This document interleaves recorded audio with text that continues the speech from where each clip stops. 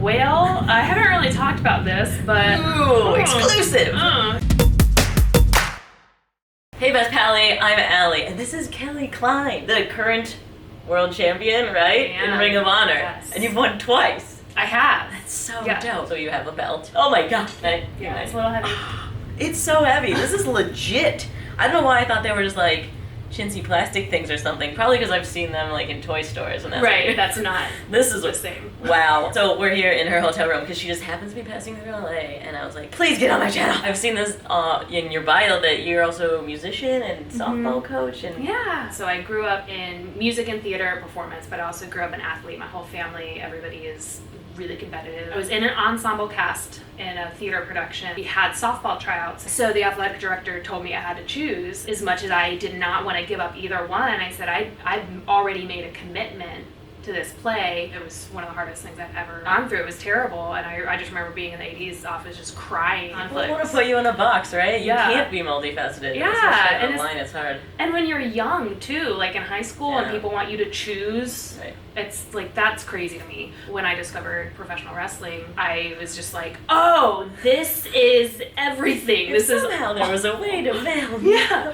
I was like, oh wait, so I can like come up with a character and costume and music and a persona and interact with the audience, and I can like fight and be athletic and be competitive. So I was instantly just like, oh my gosh, this is We're made for this. Yeah. Tell me about your character, this persona too. I'd love to hear like. So when I first started wrestling, one of the things that I was told, and a lot of people who are in wrestling have heard this, the best characters are you with the volume turned way up. Yeah. So that's me on YouTube too. Yeah, I think it applies to a lot of things. When I first started, I was like, okay, well, I just recently graduated high school. I was like a Catholic schoolgirl and student athlete for most of my life. So that was kind of one of the ideas. The one thing I knew was I wanted my initials to be ME, so I could have like these catchy things like I love me and everybody loves me and it's me time and all this stuff. I chose my name to be Mary Elizabeth, Catholic girl name. So that was what I started as. And then I used that name for about 10 years. But then when I started with Ring of Honor is when I was like, if I don't change my name now and I debut with this company, there's not going to be another good opportunity. Right. So I asked them if that was okay, and they said that was fine with them. So I started using my real name full time at that point. When I was doing the Mary Elizabeth thing, I described it as like Buddy the Elf meets She-Hulk. And my colors were rainbows, and it was like, I'm like happy to be here, but I'm here to fight, kind of thing. Yeah. And then when I started at Ring of Honor, I was a bad guy. I was a heel. There we go.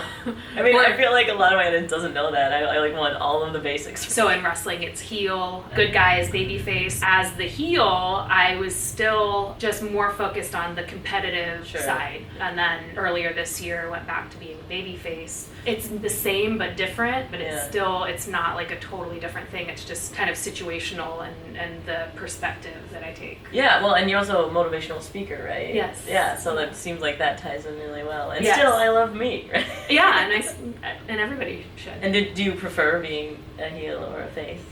When I started being a heel, it was just because I had been a face for 10 years. It was like, it felt awkward, but it was a lot of fun to do that, and I could kind of tap into another side of being more aggressive, that kind of intensity. Mm-hmm. So I've learned a lot from doing both sides of it. And when I'm a baby face, I think about when I was a heel, like what did I need out of my baby face to make my job easier, and that's what I try to do for the heel I'm working with, and vice versa. Interesting. So have you done improv? Because it seems like you're trying to help your scene partner. Yes, I have. I lived in St. Louis, and actually right before I started wrestling, I was in an improv group, and it was the first time I'd ever really done improv, and I did really well, and I really enjoyed it. And I was just about to start doing stand-up in St. Louis, but then I ended up moving back to Cincinnati, and I have not done that. I had like a whole routine.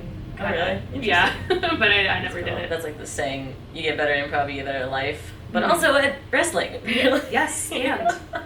Yes, and. Alright, well, we gotta touch on this because there are characters that are heels and faces. I'm gonna ask the question that all my pallies want to know, is wrestling real? No, like, are we allowed to talk about this? Like, the scripting behind it? This gets weird for people because for such a long time, wrestling was very protected, and even fairly recently it was very protected. I would say probably about into the 80s. It started as a carnival act. They would find marks and they would have these wrestling matches and then challenge like the local guy. Oh, okay. Yeah, so they would act something out in order to like. But because of that, someone.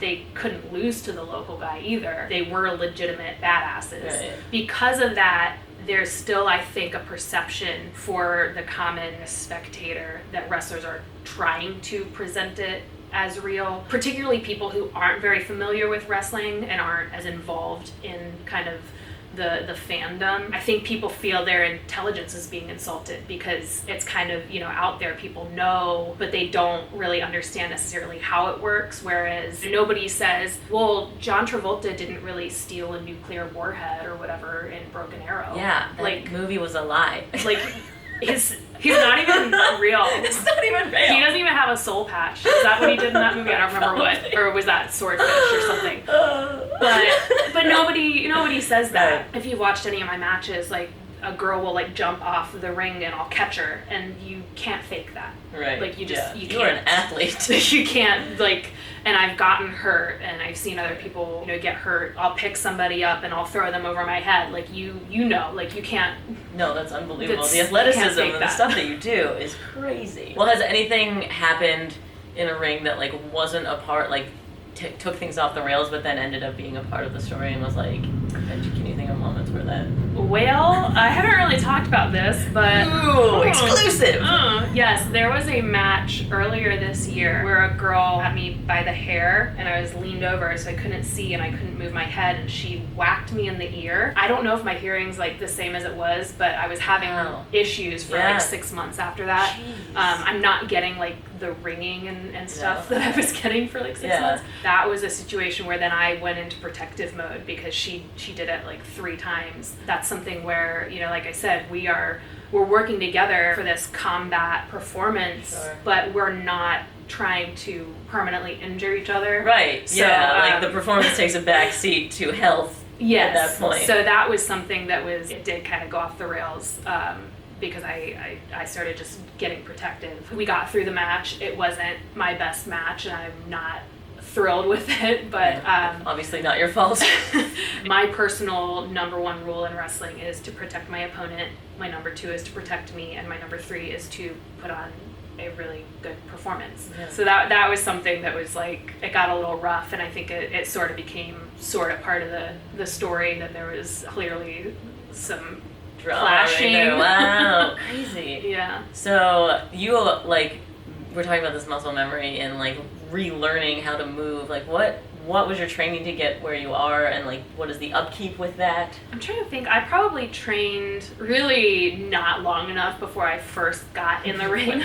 Not at all. I went to a wrestling training school, and I think we had training like 3 times a week, and then there were events. Usually like we did Tuesday night events, and then sometimes we would do like a Sunday afternoon kind of like student showcase. I did that for a couple of years, and then that school closed, so I didn't have a regular training school to go to, but I just kept wrestling on the independent circuit, and I would try to get in the ring before matches, before the show started, and just get in and train with people and just do the best I could there. Hustling, wow. Yeah, so... You're self-made.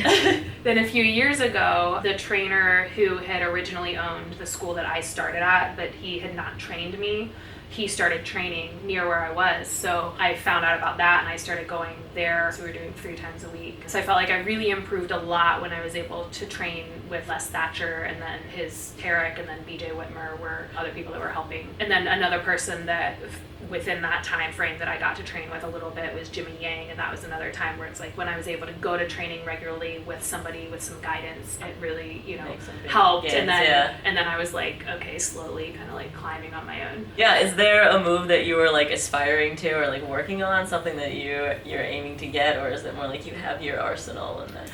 I kind of have my arsenal. I like to kind of surprise people sometimes because I think I stay very grounded and I use a lot of strength moves and I use a lot of more technical, because I grew up around amateur wrestling.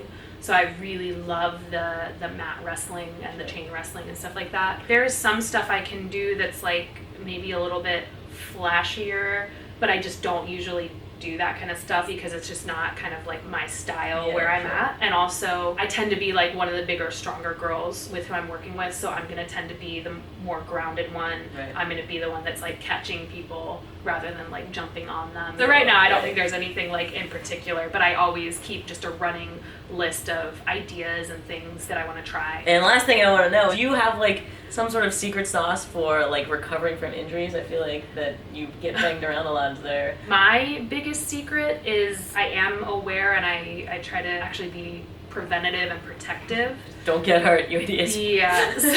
But training and knowing what you're doing is really important, and also knowing what you're capable of, because I think one of the biggest things that causes injury is when somebody gets tired in a match and they don't realize that they need to reroute and not do something. So I've seen that where people have gotten hurt because they've attempted something that they could have done under normal circumstances, Right. but 20 minutes into a match, maybe not so much. And then just staying in the best condition you can. So like for me, keeping, you know, my strength at a level that it needs to be, but also knowing what that is. So like I know if I can do something safely or not. Do that instead of spend 8 months recovering from Yes. whatever would have happened. Seems like you have more body awareness than the average person. So maybe don't try this at home, but Yeah.